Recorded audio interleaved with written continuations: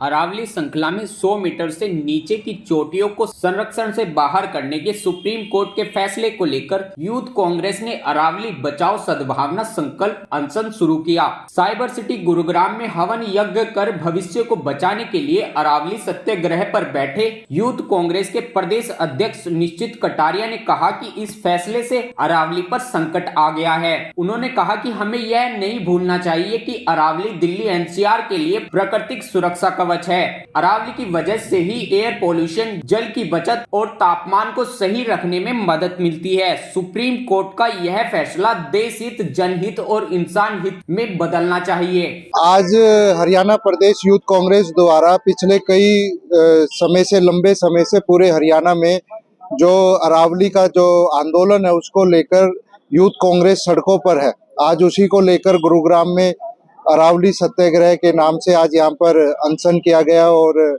हवन किया गया कि जो ये तानाशाही सरकार है इसको सद्बुद्धि आए और जो आने वाले भविष्य को लेकर जो यूथ कांग्रेस और कांग्रेस पार्टी और तमाम जनता जो आज सड़कों पर है, आप देख रहे होंगे अभी अरावली को बचाने के लिए। और ये कांग्रेस पार्टी कह रही है कि ये सरकार पहले तो पब्लिक सेक्टर का निजीकरण कर रही थी, देश को बेच रही थी, अब इसने जंगल, जल और जमीन को भी बेचना चालू कर दिया है।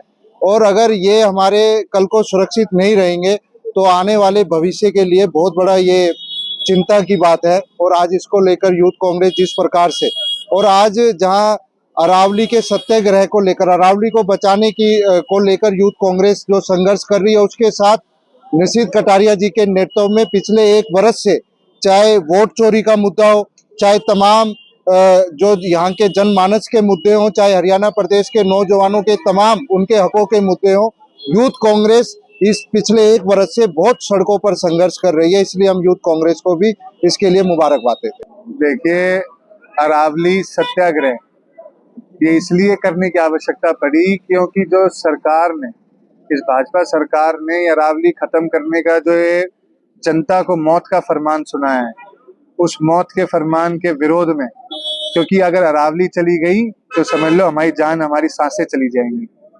आप देखिए, ये कहते हैं इन्होंने 100 मीटर का रूल लेकर आए। उस 100 मीटर के रूल में है कि 100 मीटर से नीचे की जो पहाड़ियां हैं उसमें आप कुछ भी करें, वहां पे माइनिंग होगी, वहां पे होटल रिजॉर्ट बनाए जाएंगे, हमारी जितनी भी जनजातियां प्रजातियां सारी की सारी दुर्लभ हो जाएंगी। अभी कितना इफेक्ट पड़ने वाला है इसका हमारे एनवायरनमेंट के ऊपर। तो इन लोगों को ये समझना चाहिए कि इन लोगों ने हमारे पूरे दिल्ली एनसीआर से लेके ये चाहे आपके राजस्थान और गुजरात तक, तो ये हमें बहुत दिक्कत आने वाली है। अब गर्मियों में देखना -55 डिग्री से ज्यादा टेम्परेचर होगा, इतनी गर्मी बढ़ जाएगी, तो बहुत बुरा हाल होने वाला है। इसकी उसमें हमने मुहिम भी शुरू कर रखी है जिसमें हम सेव अरावली पेटिशन, इसमें हम साइन भी करा रहे हैं और हमारा मिस्ड कॉल नंबर है 9873036161। तो आप हमारी मुहिम से जुड़िए। ये कोई राजनीतिक मुद्दा नहीं है, ये मुद्दा है जल, पहाड़ और हवा को बचाने का, उसकी रक्षा करने का। इसलिए आज सब देखिए पूरा शहर सड़कों पर है और चाहता है कि ये शहर में अच्छी हवा रहे, पहाड़ रहे, सुंदरता बरकरार रहे।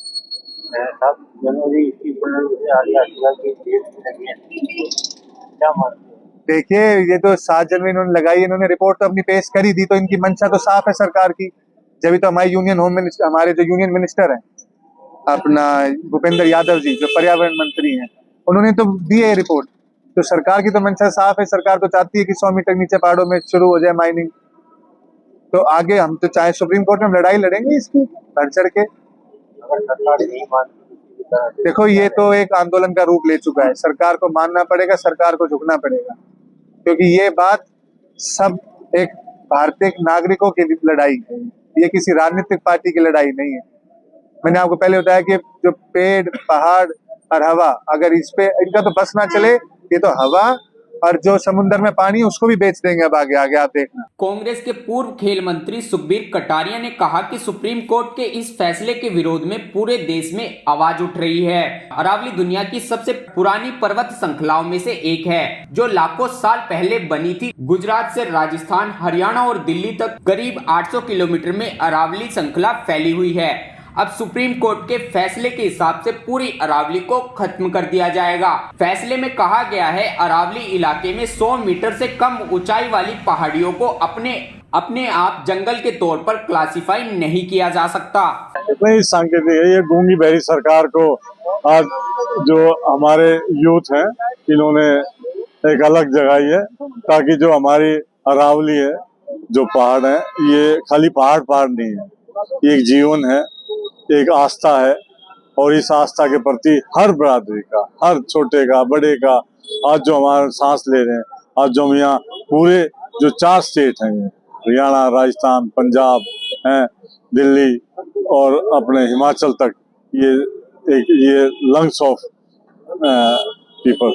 तो निश्चित रूप से आप देखो कि जो इस सरकार ने जो फैसला और जो सरकार ने जो आदेश करवाया कोर्ट के थ्रू, निश्चित रूप से एक ये आत्महत्या की, ये पहाड़ों को मारा है, पहाड़ों को जीते जीते मार दिया।